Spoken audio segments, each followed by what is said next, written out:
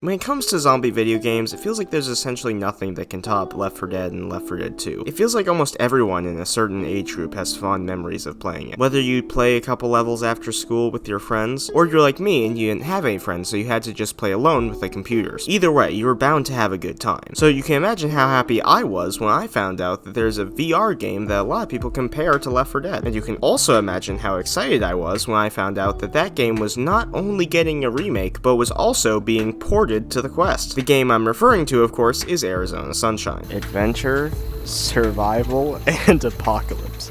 Well, this one seems more fitting, but I know I'm not going to have a good time, so I'm just going to go with adventure. Right off the bat, I love this game's introduction. The sheer gull a game dev has to start their game with an undead, severed head rolling into your base is impressive. And what's even more impressive is how little time they waste with a tutorial. Most games would spend an hour teaching you all about how to walk around, and how to crouch, and how to use snap turn, even though I'm fairly certain no one uses it. But Arizona Sunshine just hands you a gun, slaps you on the back, and says, "Good luck, kid, zombies are coming." Before the Fall Deluxe Edition. Okay. Gamer manual. Oh man, this is the D&D manual. This is so cool. Serpents and I don't even know what that is. I don't know what that says. Can someone in the comments please tell me what that says? Because I love that. This is so awesome. This is a reference that very few people will care about, but I appreciate it. Something I've noticed from consuming a lot of zombie media over the years is that comedy and zombies go together like peanut butter and jelly. And the people who made this game obviously knew that, because they made the person you play as a joke-cracking alcoholic who calls all the zombies Freddy for some reason. Damn, Freddy. Got you good, didn't I? Oh, wow. Oh, gotta get going, buddy. That is genius placement right there. Hey, break a leg, ugly.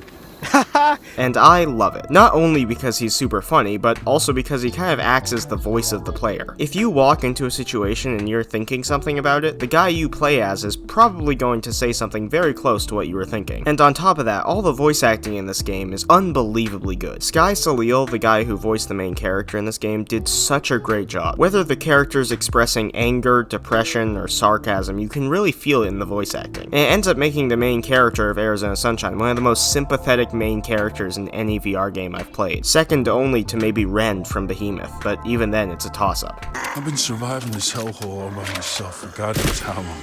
You idiots have a whole freaking military camp inside a walled-off refinery you can't defend? You must be pretty damn stupid. You know, this character deserves a happy ending, you know what I mean? It's gonna piss me off if he doesn't get one. When I watched the trailer for this game when I was first thinking of buying it, I thought it was kind of weird that they blurred all the violence. I mean, Blade and Sorcery didn't blur anything, heck, even a game like Hard Bullet didn't. And I was thinking that since it was zombie gore and not live human gore, it wouldn't be as bad. But now, after actually playing the game, I realized, nope, it's 10 times worse. Alakablam. Oh! Oh man! This is the first time I'm ever gonna say this, but can I turn the gore down?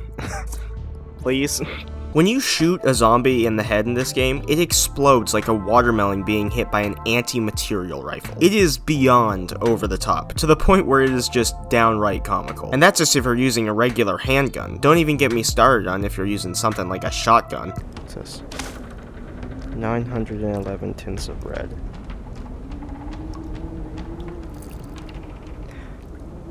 Right. Okay. Where's the exit? Over here. Alright. Oh my gosh, why is there so many copies of this book? I didn't know the book talk was a thing in this universe. There's this thing that will sometimes happen to game companies, and that's that they'll get so obsessed with following the quote-unquote perfect formula for a video game that they'll lose sight of what their audience actually wants. Luckily, that has nothing to do with the people who made Arizona Sunshine, because they know exactly what their audience wants. I can't tell you how many times I thought to myself, man, it'd be really cool if I could do this one thing. And then, half an hour later, the game would say, here's an entire section dedicated to that one hyper-specific thing we knew you'd want to do. Oh yeah, oh yeah. This is what I was saying. They need a sniper section. Oh yeah. Another sniper section? This game knows me. This game knows what I want. Is that an AK-47?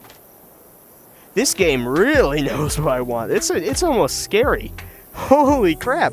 And I know this is a remake, so essentially any compliments I give it besides graphics are more just complimenting the original game. But that's kind of the point. It's so cool to me that an almost 9-year-old game can get a whole new wave of popularity just by fixing a couple bugs and making the graphics a little bit better. Are you kidding me?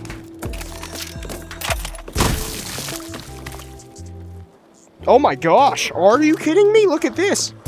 Anyway, I really love Arizona Sunshine, but there's this weird thing that keeps happening to me where I'll see the words Arizona and Sunshine everywhere now. Whether it's on a can of seltzer water or in an advertisement, I just keep seeing those words. I don't know if it's some sort of ancient curse or if it's just a coincidence, but when I played Into the Radius, I didn't exactly start seeing the word radius all over the place, so I don't know what's up with that. But anyway, I truly appreciate everybody who watched this far into the video. I sincerely hope that you have a great day, and I will see you next week.